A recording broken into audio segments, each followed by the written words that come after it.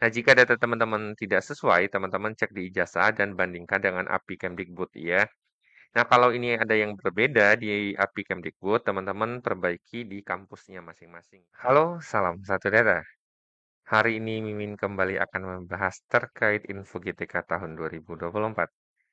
Nah, hari ini Mimin akan berikan informasi terkait konfirmasi verbal ijazah baru di info GTK tahun 2024.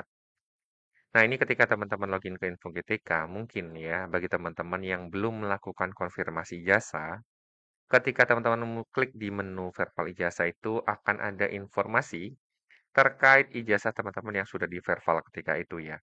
Tapi di semester ini ya, yang info GTK terbaru, nanti akan muncul status menunggu konfirmasi ya. Perlu konfirmasi dari pemilik ijazah.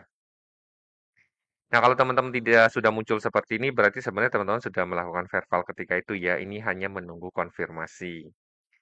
Nah, kemudian ini adalah contoh teman-teman yang posisinya belum melakukan verbal ijazah ya. Jadi kalau teman-teman belum melakukan verbal ijazah, ini munculnya data ijazahnya seperti ini ya, masih kosong. Nah, ini tidak ada ya. Jadi munculnya adalah seperti ini. Nah, kemudian ini adalah tampilan info GTK bagi teman-teman yang sudah pernah melakukan verbal ijazah sebelumnya. Nah, jika sudah muncul seperti ini, ketika teman-teman buka info GTK, yang harus teman-teman lakukan itu adalah melakukan konfirmasi ya. Nah, di sini hasil penarikan data ijazah dari API PDDikti masih menunggu persetujuan dari pemilik ijazah. Apakah data di atas sudah benar sesuai dengan ijazah yang dimiliki? Jika iya, silakan centang kotak data sudah benar, kemudian klik tombol konfirmasi. Jika tidak sesuai, maka lakukan verbal ulang, klik tombol verbal ijazah baru. Jadi kalau teman-teman lihat di sini, data teman-teman itu di sini sudah sesuai, teman-teman cukup klik data sudah benar dan konfirmasi. Tapi kalau di sini datanya ada yang tidak sesuai, yang perlu teman-teman lakukan adalah, nah jika data teman-teman tidak sesuai, teman-teman cek di ijazah dan bandingkan dengan API Kemdikbud ya. Nah, kalau ini ada yang berbeda di API Kemdikbud, teman-teman perbaiki di kampusnya masing-masing ya. Jadi teman-teman datang ke operator di kampusnya, lakukan perbaikan ya. Nanti akan diperbaiki, baru teman-teman verbal kembali. Nah, kalau ini sudah benar, Mimin anggap data teman-teman ini sudah benar ya. Teman-teman cukup klik data sudah benar.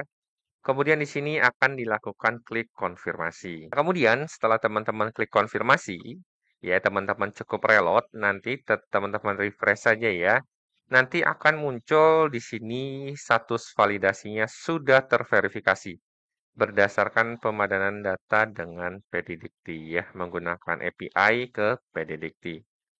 Nah, di sini ada yang harus teman-teman lakukan juga ya, yaitu melakukan konfirmasi ijazah ya. Nah, di sini ada informasi yang pertama adalah saya gunakan ijazah ini untuk kepentingan apa?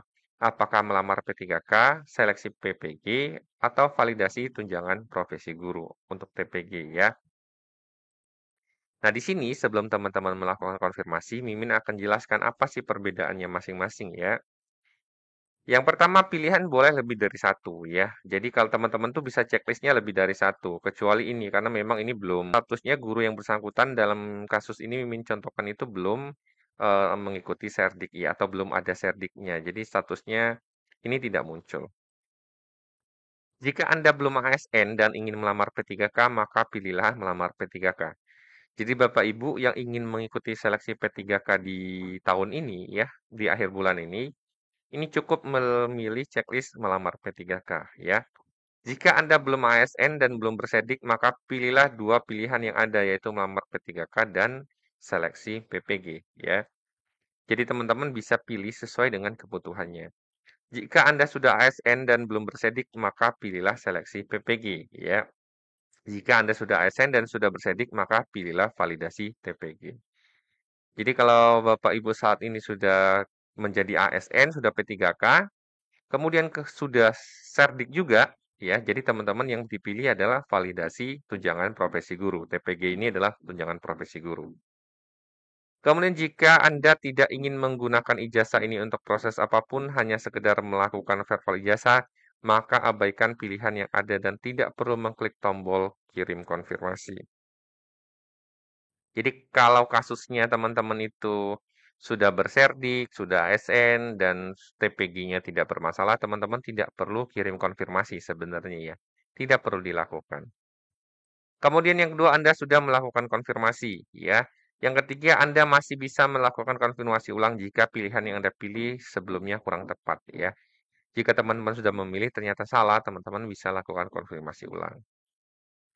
Kemudian keempat, abaikan tombol konfirmasi jika Anda tidak akan melakukan perubahan pilihan. Yang kelima, perubahan pilihan hanya dapat dilakukan maksimal 3 kali.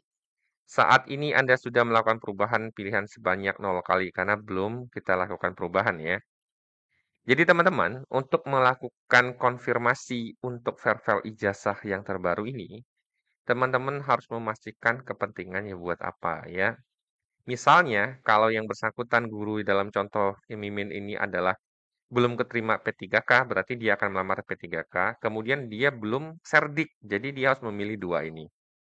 Ya, jadi kirim konfirmasi.